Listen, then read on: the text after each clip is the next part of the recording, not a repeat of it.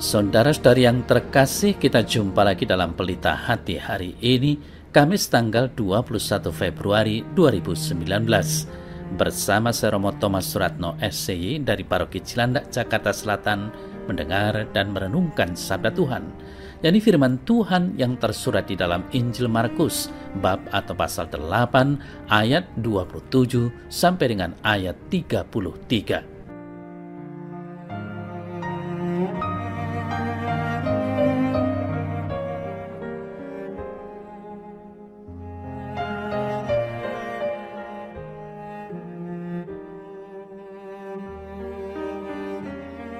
Kemudian Yesus beserta murid-muridnya berangkat ke kampung-kampung di sekitar Kaisaria Filipi. Di tengah jalan ia bertanya kepada murid-muridnya, katanya, "Kata orang, siapakah aku ini?"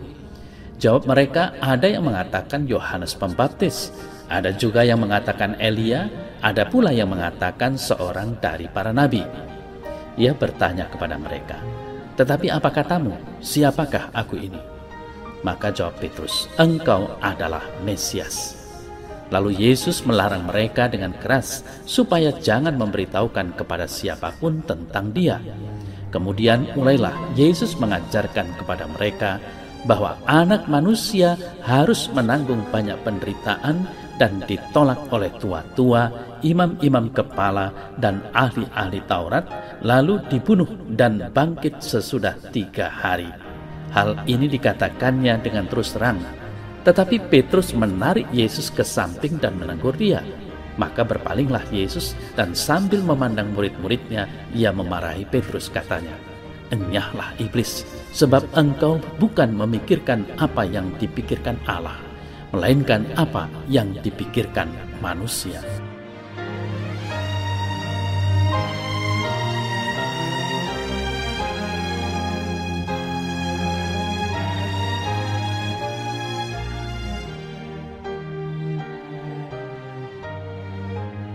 Saudara-saudari yang terkasih, tadi kita mendengar jawaban Petrus, "Engkau adalah Mesias."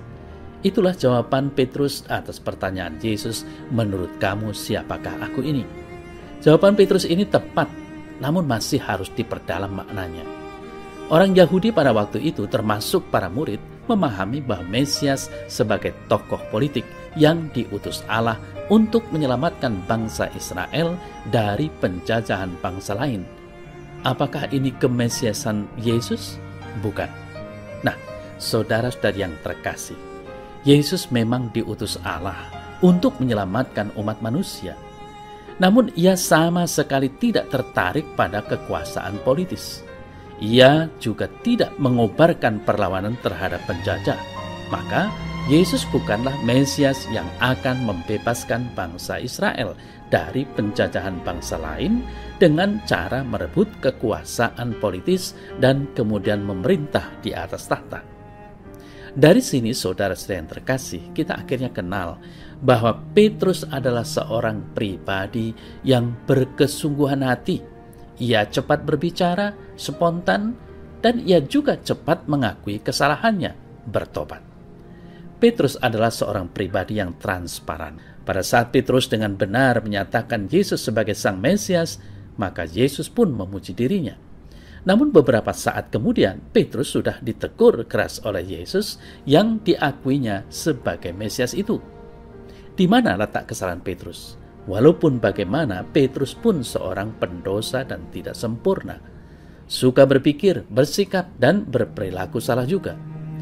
Petrus menyebut Yesus adalah Mesias, tetapi dia belum paham benar tentang Yesus Mesias itu, maka dia menolak jika Yesus harus disalib.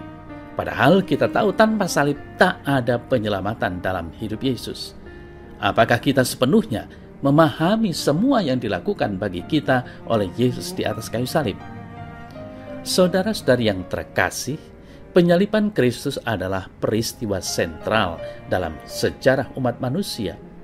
Di Bukit Kalvari, kemanusiaan dibebaskan sekali untuk selamanya dari kematian kekal dan belenggu si iblis.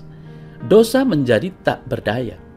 tindakan penebusan Yesus mendatangkan keadilan bagi Bapa Surgawi dan janji surga bagi semua orang yang percaya. Memahami penebusan Yesus barangkali merupakan salah satu tantangan terbesar dalam kehidupan Kristiani. Namun hal itu merupakan hakikat dari berkat-berkat-Nya bagi kita. Saudara-saudara yang terkasih, pada hari ini baiklah kita merefleksikan Yesus Sang Mesias yang sebenarnya, dan sekaligus kita merenungkan makna salib Kristus dan memperkenankan diri kita untuk disalibkan bersama Dia, sehingga kita pun dapat mengalami keintiman hubungan dengan Allah. Marilah kita memandangi Sang tersalib dengan hati yang terbuka, sehingga keajaiban dari kehadirannya akan memenuhi diri kita. Hanya dengan mengerti secara benar tentang Sang Mesias, akhirnya kita sungguh beriman dengan benar pula. Dan inilah yang akan membawa kita pada keselamatan yang sejati.